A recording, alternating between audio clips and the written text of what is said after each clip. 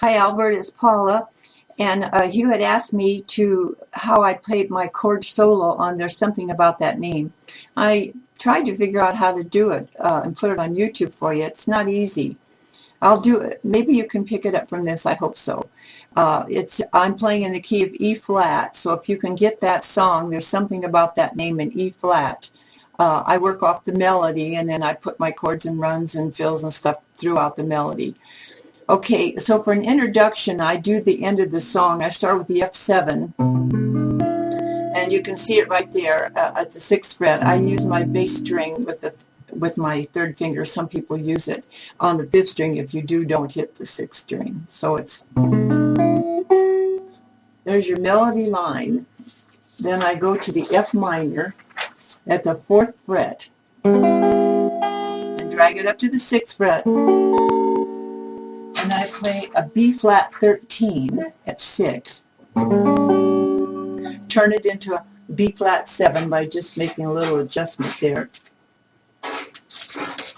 A B flat 7. And then you go to an E flat 6. Here I'll show you the E flat 6 that I use it with 5th string. You can use it with your pinky. You can put it on the 6th string if you want, or leave it on the 5th. Then I do a little a B flat 7 run. It turns you into the song. Just follow those numbers. 1, 2, 3, 4, 5, 6, 7. And that takes you into the beginning of There's Something About That Name. I use the first chord is an E flat major 7 at 6. And the melody line's on the first 2 strings.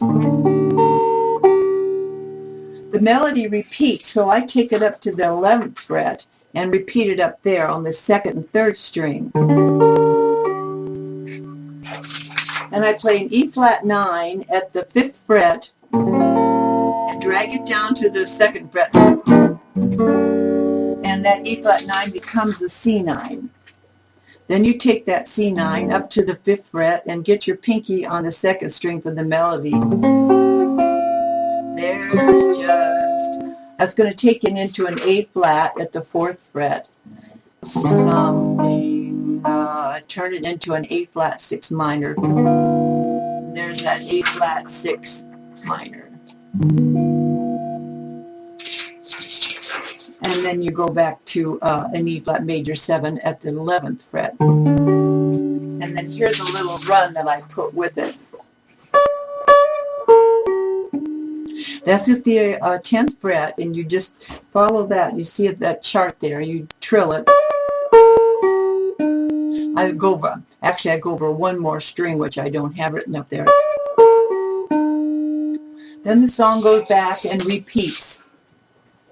So you go E flat major 7 again at 6. And then E flat major again at 11.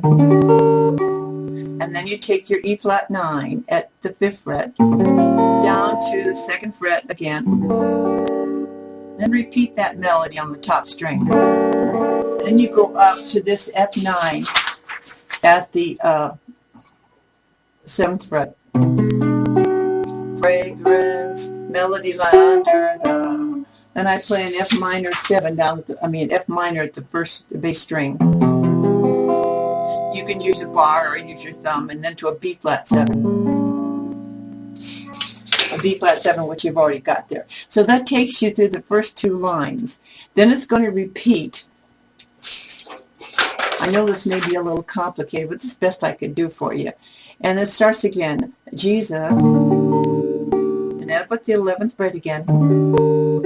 Then the E flat 9 again. Down to the C9. Back to the E flat 9 with the pinky. A flat. Make it a 6 by putting your pinky on the 2nd string. And make it a big A flat 7. And then you can make a G7 up here. But first, before I hit the G7, I run it. Here's that G7 run. Goes like that. G7. You can see the numbers there. Okay, I've got the G7. So then you're going to go into the Kings and Kingdoms. So it's a C chord at the 8th fret, which you're probably familiar with. Then turn it to an E flat major 7 that looks like that at the 7th fret. And then to a C7 that looks like that. So I'll do that again. So it's Kings, and then to a C9. I'll do that again. Plain C at the 8th fret, C major 7, and a little C7 at the 5th fret, and down to a C9. Then it goes, it's will, up to an F9 at 7. All pass F7 way. Now it's like the introduction. But there's something back to your B flat 13, B flat 7, and then E flat 6. And here's the run I use at the end. And there's the run, and there's the end chord that I'm using, that E flat major 7. So I run it, and then that E flat major 7. That's really complicated. You asked for 2 more, and those will be easier. This turned out to be pretty hard. But if you get the song in E flat major 7 and take the melody line, and then these chords, I hope they help you. It's the ones I use a lot for chord solos. So good luck. I hope this helps you to learn to do chord solos. You have to learn a lot of little chords that move around. Find your melody note, and then find a chord that goes under it right there, or a substitute that'll work.